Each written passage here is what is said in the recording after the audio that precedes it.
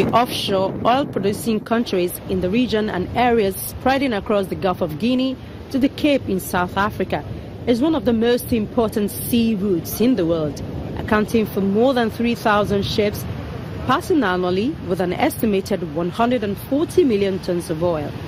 Offshore oil producers like Angola produces about 1.8 million barrels a day, all offshore and also deep sea, while Nigeria has 8 deep sea production blocks producing almost 700,000 barrels a day, in addition to production in shallow waters. Smaller productions are also found in other countries in the region, such as Democratic Republic of Congo, Ghana, among others. The richness of the marine environment in the region, in fisheries resources and other sea animals, is also evident. If well harnessed, the oil and the marine resources have the capacities to jumpstart economic prosperities in the region and promote the achievement of the Sustainable Development Goals by 2030. It's a matter of will. It's a matter of commitment to have the right legislation, but not least following it up. And then I think in any country, and not least Nigeria, if you see there's good business in preserving your environment, then the economic benefits, if they are clearly seen, then there's obviously a possibility to do this and do it soon. However, despite the benefits of the oil sector and marine industry, the presence of oil platforms offshore and shipping activities can have serious consequences on humans, the entire marine environment, and socio-economic activities. Most especially, offshore drilling and shipping can generate marine pollution owing to oil spill, whose effects can be highly detrimental in terms of survival of marine animals, particularly fish. Also, it has been observed that while seabed activities on oil exploration and production constitute a relatively small part in the general amount of the pollution of marine environment with oil, the principal cause of marine pollution with oil is shipping. If you have 13,000 vessels that apply, and of course over 3,000 of them are tankers, there are a lot of incidences, there are a lot of accidents, and whatever happens, in the sea also affect the biodiversity, especially the fishery, which is one angle that, supply food security, to the population. Nigeria has a long history of horrendous oil spills. In 2011, Shell spilled 40,000 barrels of crude oil from its Bonga platform. In the same year, Chevron's gas rig blew up and the fire raged for 1 month. In 1998, Mobil spilled 40,000 barrels from its Idaho platform. The greatest disaster was caused by Shell in 1979 when Fucados, an offshore terminal, lost about 570,000 barrels.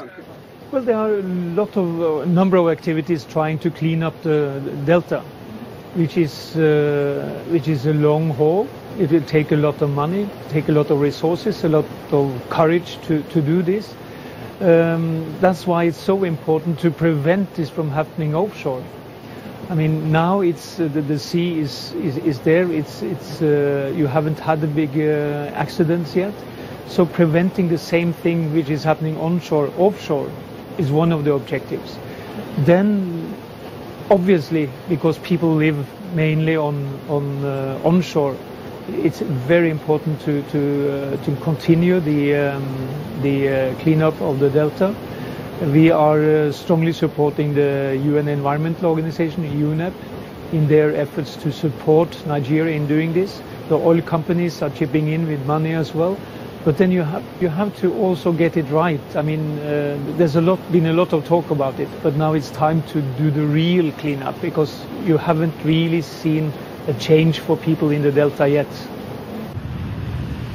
In Nigeria, around 15% of oil is produced offshore in coastal waters rather than onshore, and this is increasing. Although offshore oil production is more expensive, it is considered to be more secure, as the drilling rigs are less accessible to rebels and are therefore relatively well protected against attack. But even here, attacks have occurred. In 2008, rebels from one of Nigeria's largest militant groups, the Movement for the Emancipation of the Niger Delta, attacked an offshore oil rig 120 kilometers off the coast in a demonstration of seaborne power. Nonetheless, the expansion of the offshore oil industry, according to social scientists in Nigeria, could help to mitigate the problems facing the region and reduce the potential for conflict. For unlike onshore oil production, communities are not directly impacted by the offshore industry, and pollution of soils and drinking water is avoided. There is a particularly serious problem with toxic hydrocarbon pollution of soil and water. In 49 cases, hydrocarbons were found in soil down to depths of 5 meters, and in 41 cases, the hydrocarbon pollution had reached the groundwater.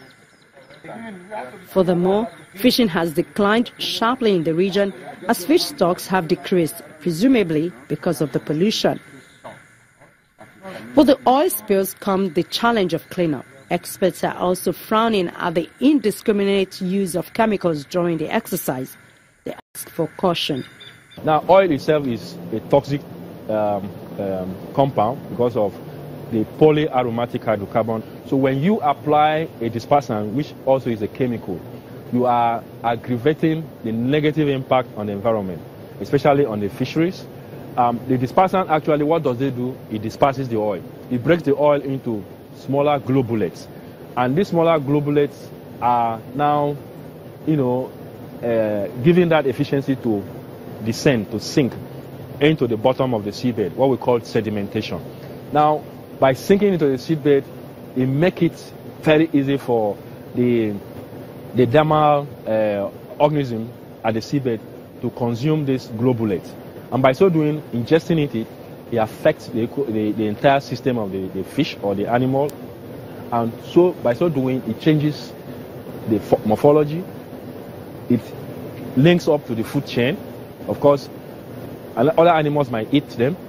Eventually, human beings might eat them. So you see that the effect or the good of using the dispersant is not actually actualized, but rather you extend the negative effect to a very long time. Who knows when? But in the case of the mechanical method, you actually mechanically pick up the oils from the environment, and then the IOCs may not also lose, because when you pick up the oil, you can now re-inject it back to the system and you have minimal loss.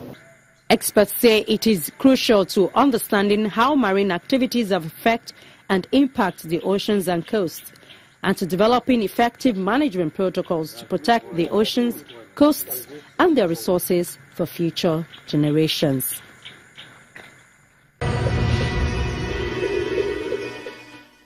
The oceans are a vast resource which contributes to human well-being. Therefore, it is without a doubt in the best interest of humanity to ensure that the oceans are exploited in a manner that is protective and sustainable in order to preserve their health and guarantee their continuing viability.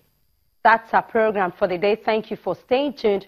Do join us next week for a fresh episode. In the meantime, you can view this episode and other episodes of the program by visiting our website, channelstv.com. Click on the program's menu and then click Earth File. We'll see you next week.